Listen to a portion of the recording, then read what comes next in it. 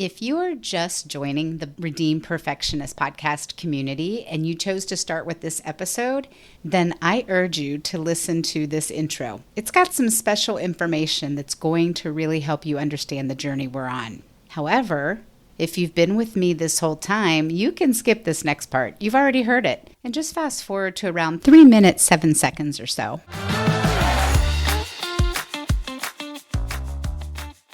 You know when something just feels a little bit off?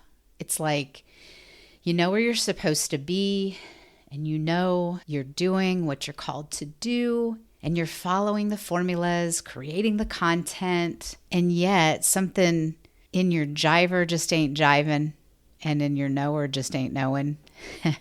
That has been me these last few weeks, and honestly, that screams misalignment. I did not get into podcasting to become the best marketer or win a prize for having the best scripted episodes. I felt compelled to help you as a listener understand God's heart and understand that there is a way to overcome perfectionism and that you don't have to do it alone. I came to breed relationship and to foster connection with you as I share my own struggles and my victories through my own walk with the Lord. That's what I want to create here. The next few episodes were recorded before I had this little epiphany.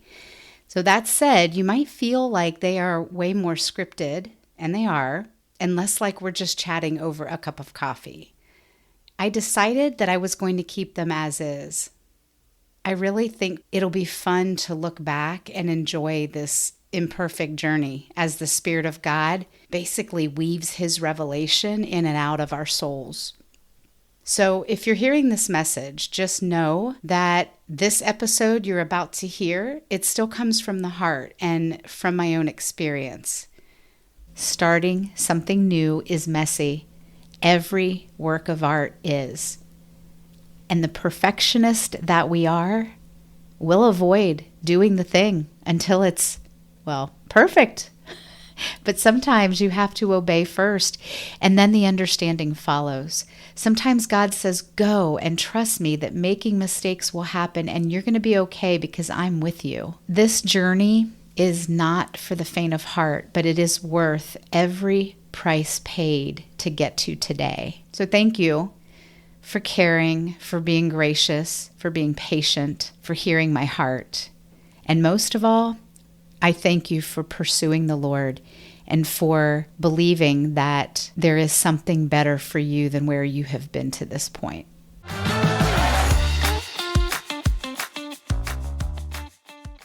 If you have spent any amount of time with me, you know how much I love to dissect the definition of a word to extract its true meaning, so as to avoid definition decay. Why break the trend now? We've been talking for weeks about loving yourself and God's grace. You're starting to be more aware of what perfectionism is and how it's been affecting you. You might even be loosening your grip on the need to be so harsh on yourself, maybe even giving yourself permission to rest. But then, boom, Matthew 5:48 shows up and sucker punches you.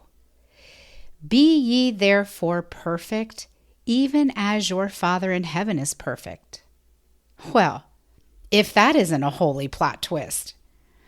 I bet if you and I sat down together at your favorite local coffee shop, it wouldn't be long before I would discover how much you desire to please our Heavenly Father. After all, isn't that what we perfectionists long for? His acceptance in exchange for our near-perfect adherence to His laws?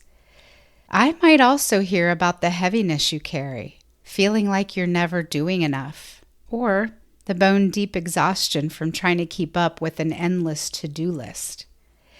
Maybe even procrastination, not because you're lazy, but because the pressure feels paralyzing, or that sneaky fear of not measuring up no matter how hard you try.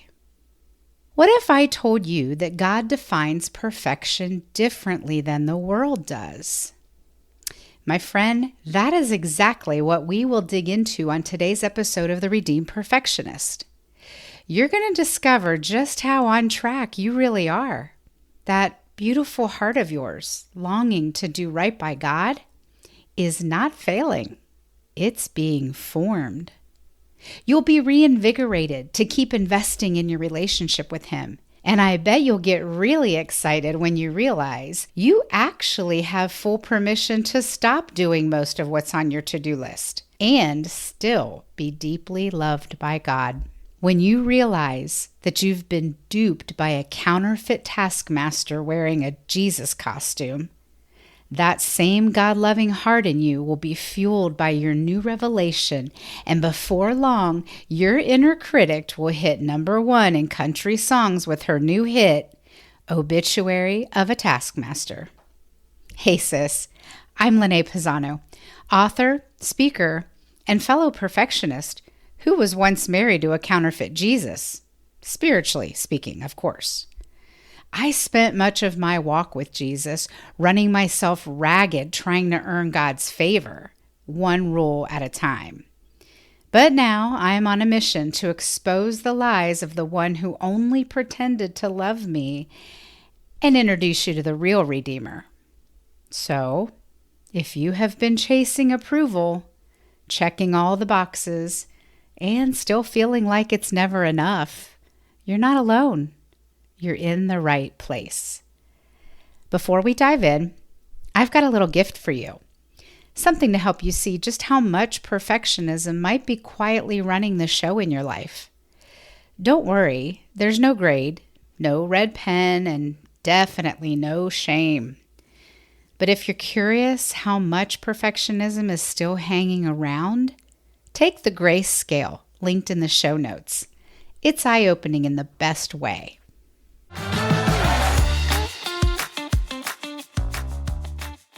Have you ever looked at another Christian woman and wondered, how does she have it all together? Let me pull back the curtain and give you a glimpse of what a day in the life of Leneé used to look like when I was chasing perfection by the world's standards and everyone thought I had it all together. Early morning, I'd wake up and immediately engage with my mind, which was already racing. My brain rapidly calculated everything, from my overwhelming to-do list to the conversations I needed to prepare for because I had to be polished and articulate, to the internal grades given by my inner critic on every thought I had and every move I made. And this was all before my feet even hit the floor. Next came the usual morning necessities, restroom, brushing teeth, but even those moments weren't safe. The inner critic turned up the volume, replaying old songs about not being skinny enough, pretty enough, or good enough. By now, I was running on adrenaline and cortisol, just enough fuel to get me to go to the gym.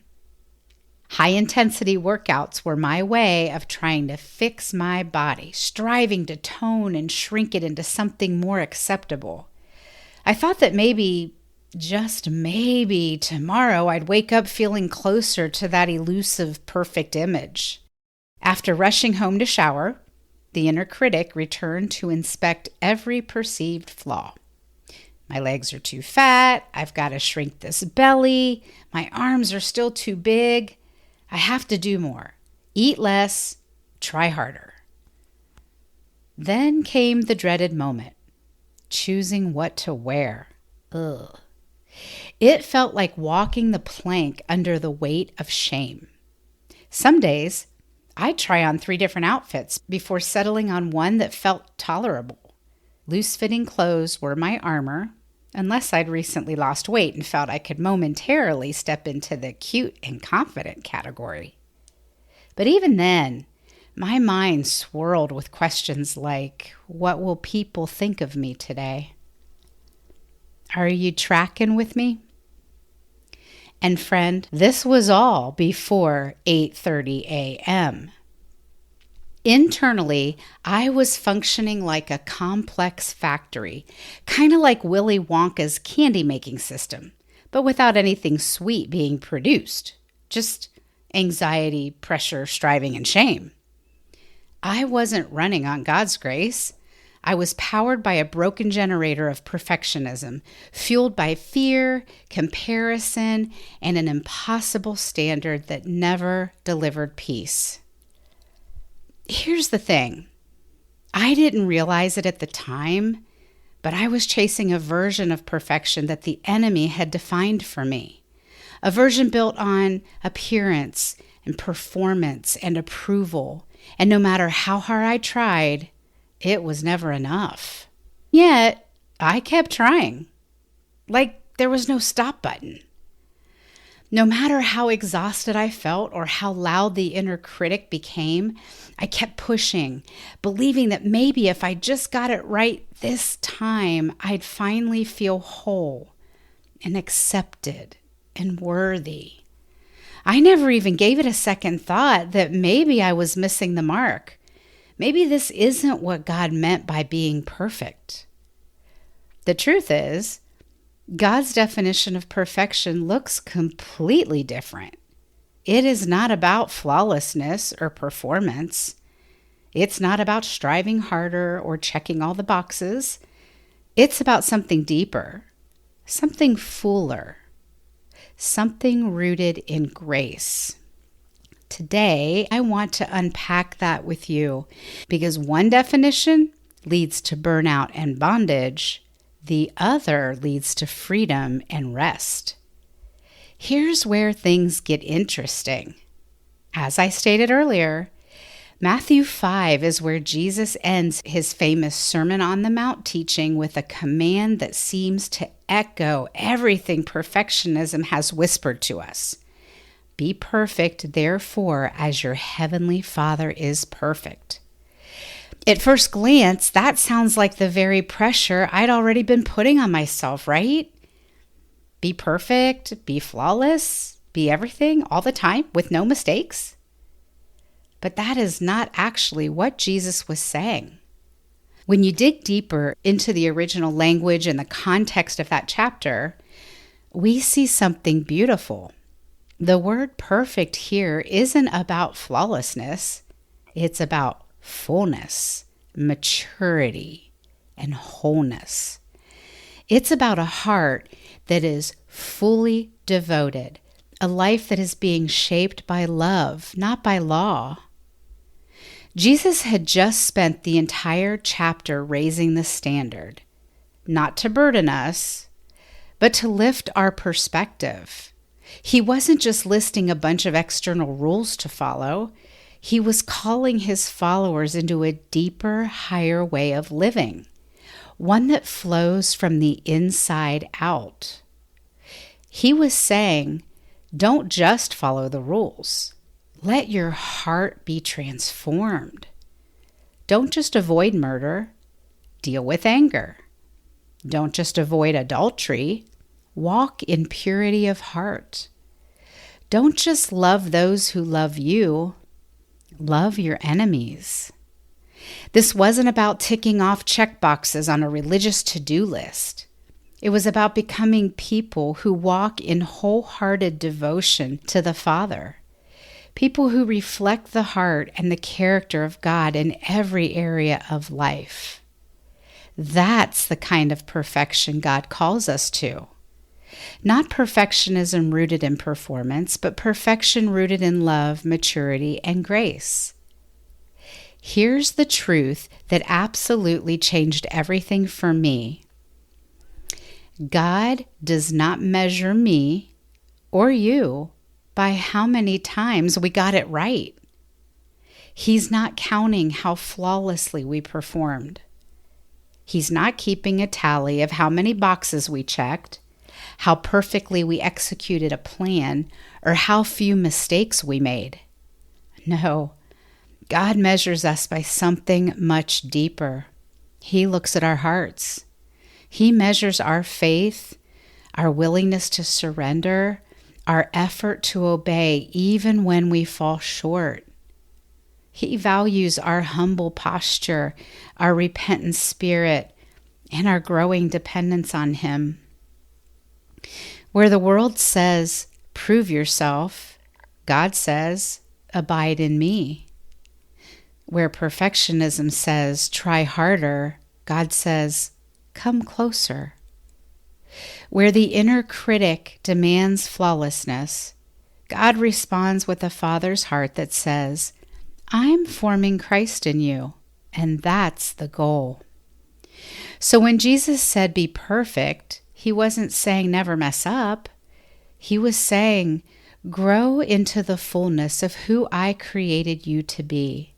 Wholehearted, mature, fully surrendered, and rooted in love.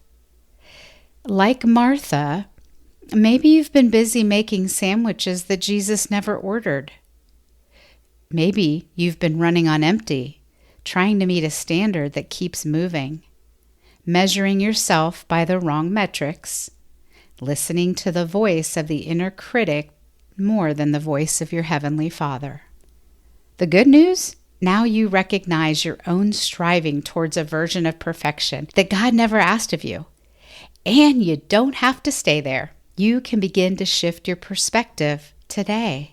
And I want to leave you with a few simple ways to start making that shift. Number 1, ask God to redefine perfection for you. Take a few quiet moments this week and say, Lord, show me what your version of perfection looks like in my life. Help me trade striving for surrender. 2, take inventory of the voices you're listening to. Is it your inner critic, the culture, or the voice of God? Begin noticing when perfectionism starts speaking and gently invite God's truth to speak louder. 3, meditate on Matthew 5 this week. Read it slowly, not with a performance mindset, but with curiosity. Ask, what is Jesus really calling me toward here? What does it look like to pursue wholeness, not flawlessness? 4, start celebrating progress over perfection. At the end of each day, write down one way you partnered with God today, even if it was small. Let that be your new measurement of growth. Remember, we talked about it. Celebrate those small wins. And 5, invite accountability or community. Don't walk this journey alone. Maybe this episode sparked something in you. Share it with a friend, journal about it, or join a space where you can process these shifts with other women breaking free from perfectionism too. You see, sis, God's not after perfectionism. He's after progress in partnership with Him. He's not impressed by polished appearances. He's drawn to surrendered hearts. He delights in your wholehearted pursuit of Him. And that, friend, is freedom. The kind we have been craving all along, but couldn't find in our striving. It was never about arriving at some worldly standard. It was always about becoming more like Jesus from the inside out.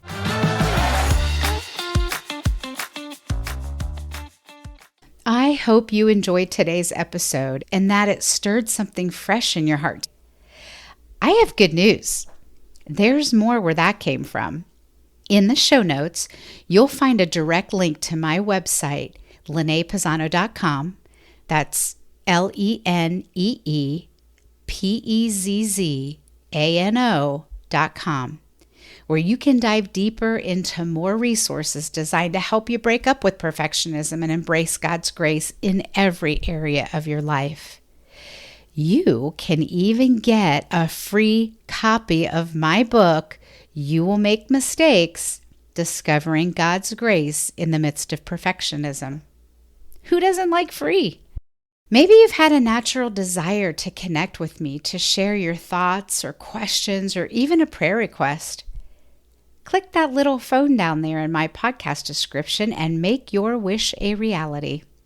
It would be fun and encouraging to connect with you.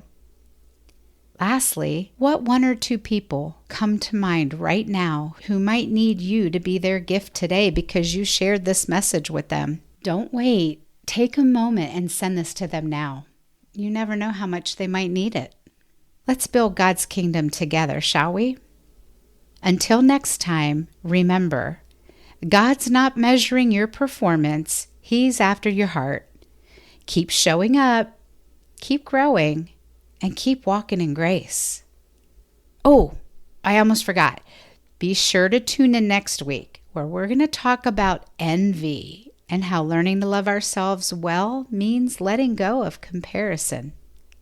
See you next time, sis.